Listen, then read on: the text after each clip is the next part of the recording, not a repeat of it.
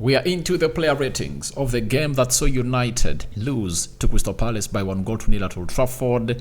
One of the worst seasons I've ever seen in the last 34 years of Manchester United. We've gone ahead to play 7 games, lost 4 and won 3. Very, very, very, very frustrating at Manchester United, and pressure that has gone ahead to cool on Erik ten Hag is really mounting and mounting and mounting again. Welcome to United Matters channel. How are you guys? I go by the names of Rock and David. This is RD. Smash the like button close to 300 times, and don't forget to subscribe because we want to hit 16,000 subscribers before the end of this month. Remember, today is 1st October, and so let's continue to obviously subscribe to this channel. Now, if you tell me one of the most blessed people in this world, Erik ten Hag is among, why? After getting a very bad result against Crystal Palace on Tuesday, he's playing Galatasaray in a game that you anticipate him to come in through and obviously cause lots of problems to Galatasaray. I mean, it's Galatasaray having lots of good players, but I think Erik ten Hag can go past them at Old Trafford. Now, let's go exactly what happened at Old Trafford. We thank God for the gift of life. It's a Sunday. Go to church or pray from home because God is omniscient, but we exalt him a lot and we exalt the Most High. Even the Muslims, Barak Laufikum. We started off with the goalkeeper, Andre Onana. Only 2 shots directed on his goal. One he saved it and one went past him. I've seen people criticizing Andre Onana for not being a very good shot stopper. That shot was going to hit over David De Gea. I hate those comparisons now that we are comparing him with someone who is really awake and cannot come to our rescue. You know, let's appreciate him as he is. But that ball deflected off the shoulder of Dalot and there was no way he was obviously going to save it. That is Andre Onana for you, and I'm giving him a 5 out of 10 on the day because he had nothing to do, literally, in that entire game. The only shot that went past him went into the back of the net. You can as well blame it to the defenders of Man United. Why does Anderson have a free shot at goal like that? He should have gone ahead to obviously find himself in a position of really marking better, you know, piling pressure onto him, and obviously it doesn't really score. That is it. So I'm giving Andre Onana a 5 out of 10. We go to Diego Danilo. Guys, if you don't appreciate the work of Diego Dalot, then you are blind when it comes to watching this beautiful game of football. Why? This guy, I saw him put in close to 4 crosses, you know, that we are really delivered into the 18 box area, and one of the best crosses came in through and Mason Mount really headed it over the bar. I think out of the very many corners we get, I think there are 10. Diego Dalot contributed to like 3 of those because of his crosses that he was putting in that we are really blocked. That is it. So, to my own understanding, Dalot played very well. I'm giving him a 6 out of 10 on the day. He played very well and you couldn't blame him. Sofyan Amrabat being played out of position, and I think he had a very bad display on the day. Though it was really mixed up, but people are going to remember him on that bad foul that he does and we concede a goal. But however much does that foul, I don't call in for him to do that. What were we doing into the central defense when that free kick came in through and the guy hit the back of the net?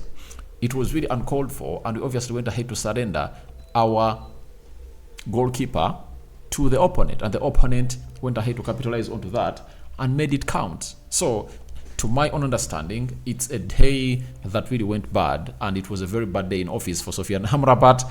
But he had some good flashes, you know, the passing, switching off play, that wide range, you know, to the blind side. That was really great, you know, intricate passing, dropping the midfield, and obviously winning duels in there for you. He had some good display on the day. But that foul he does, that sees him obviously, that sees United obviously concede a goal, obviously will be tainted, and I'm giving him a 5.5 out of 10. That is Sofyan Amrabat. But this is where I call Erik ten Hag that we want to see Sofyan Amrabat being played in the double pivot. Get Dalot to the left back, get Lindelof from the right back, maybe Evans and Rafael Varane in the central defense. All get Scott McTominay to play on the right back because he can play there very well. Now, let's go to the central defense. Rafael Varane, superb. He did all what he had to do, and he kept us tight at the back, and he really put in the leadership. But the problem was the people at the front. That is it. So I'm giving him a 6 out of 10. That is Rafael Varane. His partner Lindelof, I think, was not bad on the day, but I think he doesn't get a 6 from me he gets a 5.5 out of 10 for me. That is Victor Lindelof. We go to the midfield. Casemiro had one good game. He had a game to play yesterday, though he was a little bit so much really making fouls that would have gone ahead to cost him on a day to get a red card. He was really lucky on the day, but I think he really had a very beautiful display. The intricate passing, the shots at that goal, the way he really moves into the further position of the pitch, obviously looking for goal. Casemiro was really unstoppable on the day, and I'm giving him a 6.5 out of 10. That is Casemiro for you. Then we go to Mason Mount. He gets a 6 for me. 6 out of 10. I think he's returning from injury, but at least he's looking far much better than when he went to the injury. He's really looking a more improved player that is putting in performances that I think he's going to help us a lot. And I think this is that time has come for Eric Ten Hag to obviously decide that sometimes even Bruno Fernandes should be benched. Take him off the field of play, get in maybe Eriksson, don't even being all let Mason Mount play as a central attacking midfielder. That is it, because you bought him to play in the midfield, but he was playing the double pivot with Casemiro, and he never really had a very bad game. 6 out of 10 for me for Mason Mount. We go to Facundo Pellistri. I liked his energy. His commitment on the ball was really great, and it shows you what you get when you are having technically gifted players and when you really have a style of play. That's the problem having at Man United, because these technical players don't thrive when we are not having a very good aligned style of play like that can help this boy obviously thrive. I know he had a very good game in the midweek, but today it was really intense because he never really found himself getting support, because every time he got support from like Dallo, you saw to it that they were exchanging passes onto that wide area of the right, and you saw to it that some good deliveries came from that side. He could cut inside very well and really put in intricate passes, but all in all, he lacked what we call support to obviously see to it that we penetrate this team, and a style of play that obviously makes him better and thrive in the system. But I think every player gets better and better and better when he gets more playing time. Not so. So for Facundo Pellistri, I believe he's getting better and better, and I'm giving him a 6 out of 10 on the day. When we go to the other player, Bruno Fernandes, guys, the only positive thing that Bruno did on the day was that line-breaking pass that he passed to Facundo Pellistri towards the end of the first half. Nothing else he did. Everything he did was really messed up. You know, he's this kind of person who is greedy. I've gone ahead to tell you that he's selfish. Every time you see Bruno Fernandes score a goal or put up an assist, just know he has gone ahead to cost us 3 or 4. You know, it's the same thing to Marcus Rashford. Every time you see him score a goal or put in an assist, just know he has gone ahead to cost us very many goals and assists. That is Bruno Fernandes for you. And in the game like this, you need a player to really give you control. And his leadership was not all that seen. What makes him think that every time he's supposed to be going in for a Hollywood pass, you know, a team is parking the bus and you're trying to chip that ball into their box? The only time he did it and was perfect, Højlund headed the ball and was obviously saved by the goalkeeper. I believe Højlund was going to do better, you know. That ball lacked energy and he headed it direct to the goalkeeper. Would have gone ahead to head it into the back of the net, you know. But Bruno needs to do better. He needs to do better and better and better. At the age of 29, he needs to show us that he's an experienced player that deserves to be doing and unlocking defenses, because we're not having a player who unlocks defenses through the midfield. That is it. So I'm giving Bruno, to me, I'm giving him a 5 out of 10. That is it. He was one of the worst players on the field of play, and I was shocked that he played 90 minutes. I go to Marcus Rashford, another player that really put in a very bad performance on the day, throwing himself in the forest of legs of the players of Crystal Palace, knowing that his skill set does not really give him audacity to do that. That makes him look ugly on the day. That is Marcus Rashford for you. And he was really, really ugly. Selfish at moments. Couldn't obviously find out a pass to release his fellow players. I really hated the way he looked on the day. Marcus Rashford, 4.5 out of 10. 4.5 out of 10, and he should give way for Garnacho. That is it. Rashford should give way for Alejandro Garnacho. according to me. I'm giving him a 4.5 out of 10. Let's go to Rasmus Højlund. Yeah, he had close to 2 chances. One was swept off the line. The other one was saved by the goalkeeper. But as I've gone ahead and really told you on this channel, it's almost becoming a song. This team doesn't create enough. This team doesn't create enough for its center forwards. We don't create enough for our center forwards. We don't. We need to create chances, you know. We had close to, 18 shots and 4 shots on target. Do you know why 15 of those shots were not on target? Because we are not composed enough to look out for a line-breaking pass to release our center forwards. That's the problem. But with time, this should be worked on by Erik ten Hag. We need to obviously come in through and get in a system that we are going to play. There is a rant I'm going to make of Sir Alex Ferguson to really get out of this team. You know, I think I should do it very soon before it even runs out of my head as the next video. So I'm giving Rasmus Højlund a 6.6 out of 10. We go to the substitutes. Alejandro Garnacho. Trust me, he was one of the best players on the field of play. When he came on through, you saw to it that he has intent to take on opponents. He brought in a threat. He was a live wire, and he brought in that sparking moment. And he really played very, very well. And you saw to it that we had a lot to offer in the final third, other than when Rashford was playing to that position. That's why I tell you that Garnacho should take over Rashford. That is it. Rashford should give way to Garnacho. That is it. There is no way other to get this team playing better and better and better and better. Now, if Arteta did it with the likes of Gabriel Martinelli, and Martinelli turned into a very good player, the Bukayo Sakas, why don't we go in with players who are really efficient? Because the difference in that team that really lost to Crystal Palace and the team that beat Crystal Palace in the midweek was Garnacho and Hannibal. That is it. So, serious decisions should be taken.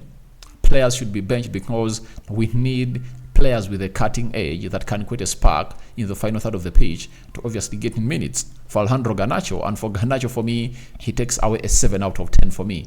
He really put in what we call a threatening presence onto that pitch. You know, you saw to it that all the activity that came threatening on the side of Crystal Palace came off the left attacking side of the midfield where Garnacho was. Even when Rashford was through to the right, nothing came off the right because Rashford is very predictable and Alejandro Garnacho is not predictable. So he takes a 7 out of 10 from me on the night. Anton Martial, a player that came on through and showed us something different that he offers to this club of Manchester United. When a club is obviously having a tight defense playing a low block with lots of compactness in the final third, all you need is a player like Anton Martial and Garnacho with the abilities to really go past these players. You get? So you saw to it, and it really worked out very well for between Anton Martial and Garnacho when they're playing off that left attacking side of the midfield. And you saw to it that a lot of threat came in through, though we are not lucky to see to it that we got a goal. But it was a very, very good move coming in from Erik ten Hag to see to it that he takes on, or he brings on Anton Martial and Garnacho to do the job. For Anton Martial, 6.5 out of 10 for me on the day when he came off the bench. Eriksen, he came on and he shows you what composure brings. Amid him being leggy, but I believe he's being played out of position in the number 8 position. I would like to see Eriksen being tried out in the number 10 position with Sofian Amrabat and Casemiro playing in the double pivot, giving him a shield that's obviously going to give him time to do what he does as Christian Eriksen. I believe the best number 10s we're having at Manchester United, and we've not gone ahead to give them a chance to expose themselves into that position, are Eriksen and Donny van de Beek, and Bruno Fernandes comes third because Bruno doesn't have the ingredients of a number 10. That composure, he doesn't have it, and he obviously finds himself moving out of possession and passing out sloppily. You know, petulant as he is, when he does something great, it really acts out well for the club of Manchester United, but it costs us. But players like Eriksen are needed to obviously be on the field of play. And I don't understand the reason as to why you kept Bruno Fernandes on the field of play. I would have gone ahead to leave Mason Mount on the field of play, make him play as a right winger, get Eriksen into the Bruno Fernandes role, and see how things are going to craft out, because that was obviously delivery from the right wing, because all the stats of Mason Mount show us that he has gone ahead to score very many goals and put up very many assists while playing as a right attacking midfielder. You know, Garnacho off the right, Martial and Højlund leading the line. That was really a very good game. But Ten Hag kept Bruno Fernandes on the field of play. So for me, I give Eriksen a 6 out of 10. The other player that really came on to play was Harry Maguire, and he takes a 5.5 out of 10 for me.